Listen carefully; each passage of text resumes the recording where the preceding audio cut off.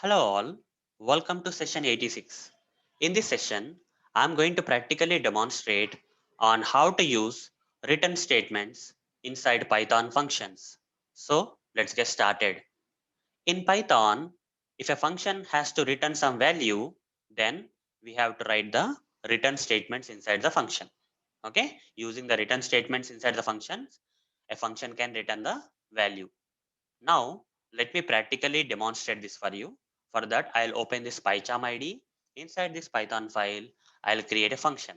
Say def my fifth underscore function. Okay, let's say this function has two parameters a comma b.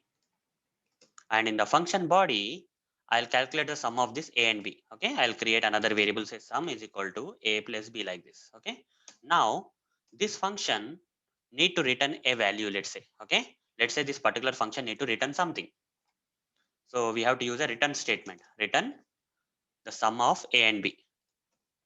Return sum, that's it. Okay, so here we have written the return statement inside the function so that this particular function will return some value. So what is this particular function returning? It's returning the sum of this a and b. So whoever calls this particular function will get this returned value. Let me show you practically. If I call this function, okay, this is the function calling statement.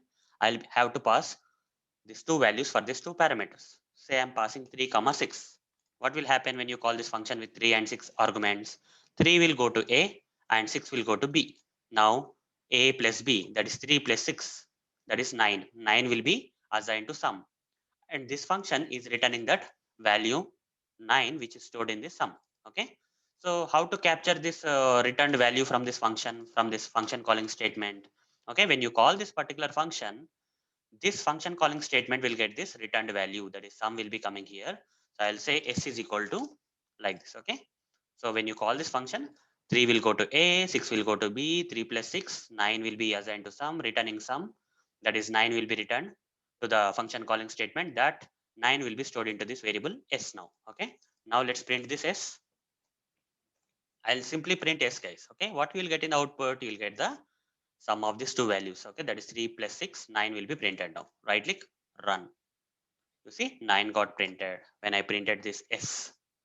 So hope guys you understood how to use return statements inside Python functions. So that's it guys. See you in the next video session. Thank you. Bye.